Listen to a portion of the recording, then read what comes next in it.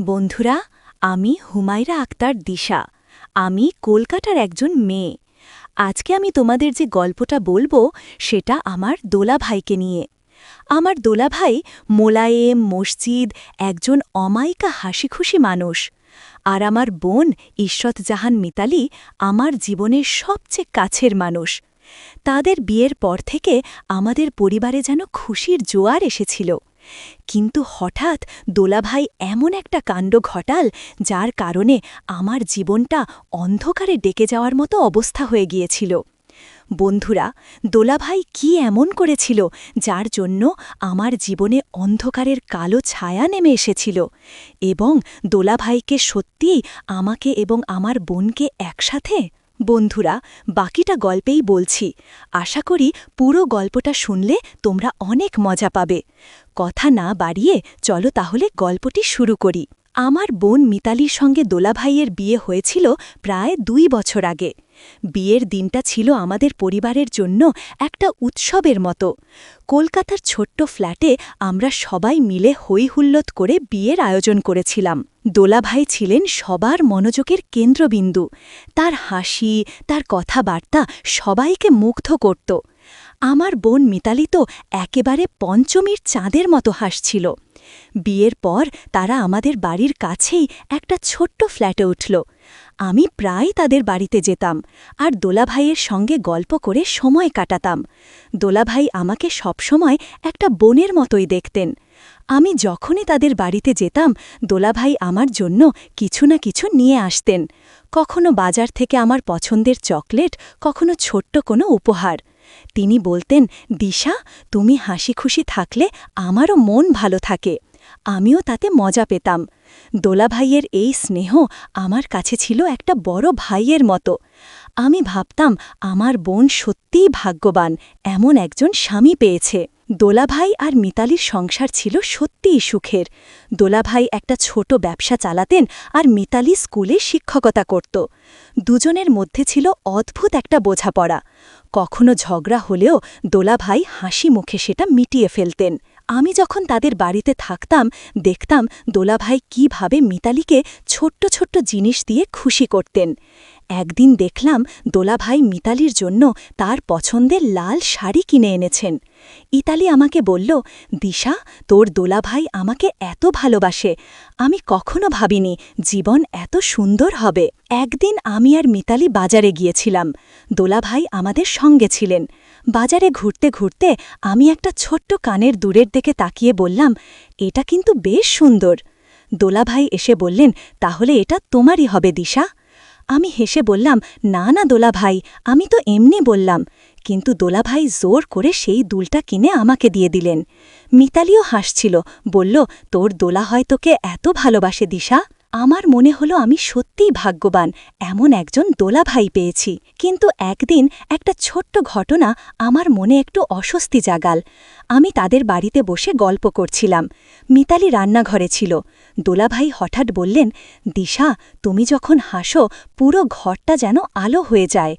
আমি আসে বললাম, দোলাভাই, আপনি তো আমাকে লজ্জা দিচ্ছেন। কিন্তু তার চোখে একটা অদ্ভুত দৃষ্টি ছিল, যেটা আমি আগে কখনো লক্ষ্য করিনি। সেই দৃষ্টি আমার মনে একটা অস্বাভাবিক অনুভূতি জাগাল। আমি ভাবলাম হয়তো আমি বেশি ভেবে ফেলছি। সেদিনের পর থেকে আমি একটু খেয়াল করলাম, দোলাভাই মাঝে মধ্যে আমার দিকে একটু বেশি সময় ধরে তাকান। তার কথাবার্তা যেন একটু বেশি মনোযোগী। আমি বুঝতে পারছিলাম না এটা কি আমার মনের ভুল নাকি সত্যিই কিছু আছে। আমি বুঝতে পারছিলাম না এটা কি আমার ভুল বোঝাবুঝি নাকি সত্যিই কিছু আছে। আমি মিতালিকে কিছু বলতে পারছিলাম না, কারণ আমার মনে হচ্ছিল এটা যদি আমার ভুল বোঝাবুঝি হয় তাহলে তাদের সুখের সংসারে ফাটল ধরতে পারে। আমি নিজের মনের সঙ্গে লড়াই করছিলাম, কিন্তু দোলাভাইয়ের দৃষ্টি আমাকে বারবার অস্বস্তিতে ফেলছিল। দিনগুলো এভাবেই কাটছিল। আমি দোলাভাইয়ের সঙ্গে আগের মতোই হাসিখুশি থাকতে চেষ্টা করতাম, কিন্তু মনে মনে একটা প্রশ্ন জাগছিল, দোলাভাই কি সত্যিই আমার প্রতি শুধুই বোনের মতো স্নেহ দেখান, নাকি এর পেছনে অন্য কিছু লুকিয়ে আছে।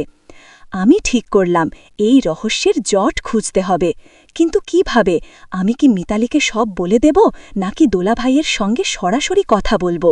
দোলাভাইদের সেই অদ্ভুত দৃষ্টি আমার মন থেকে যেন কিছুতেই যাচ্ছিল না।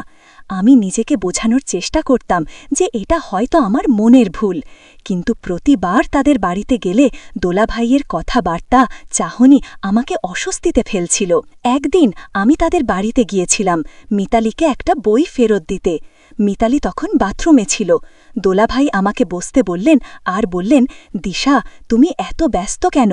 আজকাল আমাদের সঙ্গে তো সময় কাটাও না। তার কথার মধ্যে যেন একটা অভিমান ছিল, কিন্তু তার চোখের দৃষ্টি আমাকে আবার সেই অস্বাভাবিক অনুভূতি দিল।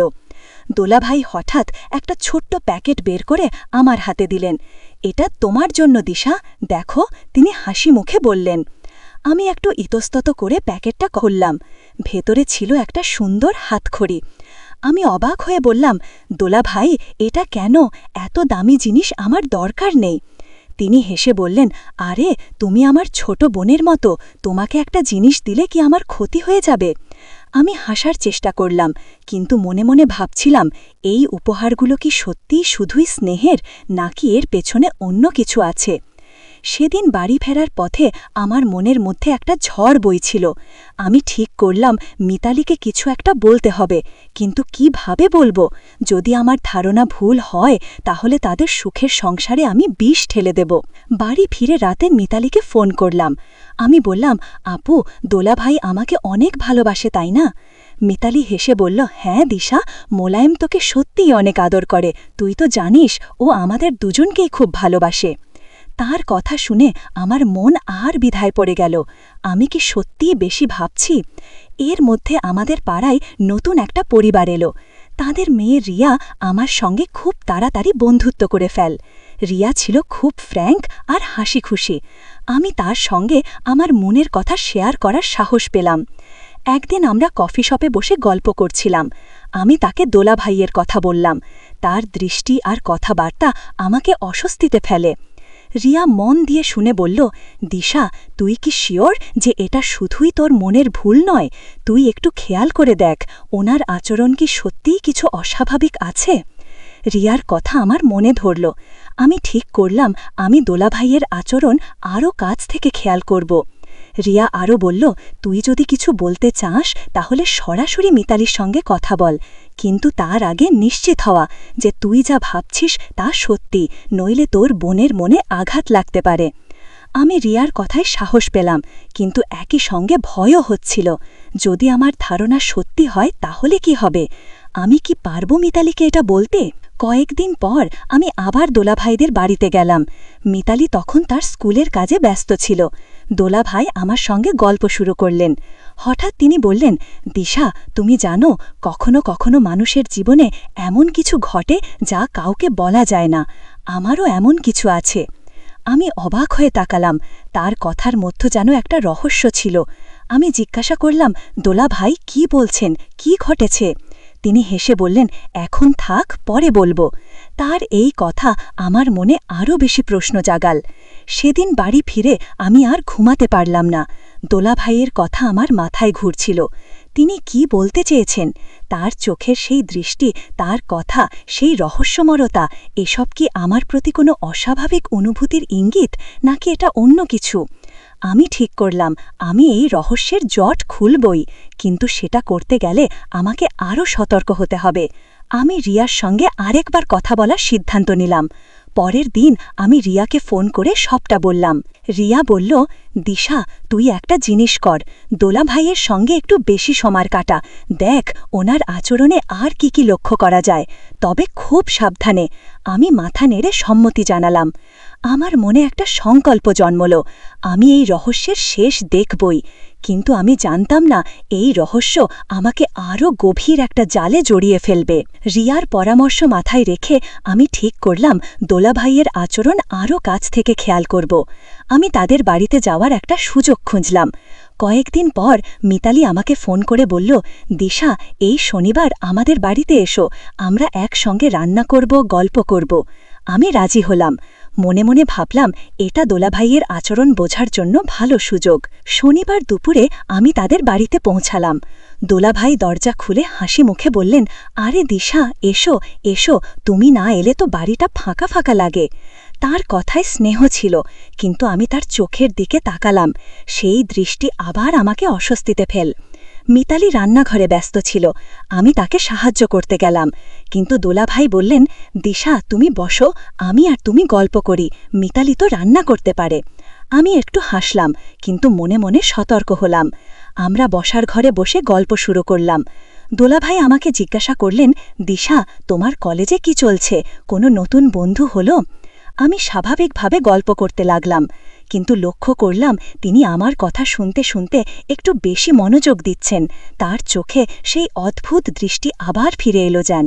আমার প্রতিটা কথা তিনি গভীরভাবে অনুভব করছেন। গল্পের মাঝে দোলাভাই হঠাৎ বললেন, দিশা তুমি জানো, কখনো কখনো মানুষের মনে এমন কিছু থাকে বোঝানো যায় না। আমারও এমন একটা কথা আছে যে আমি কাউকে বলতে পারি না। আমার হৃৎপিণ্ড দ্রুত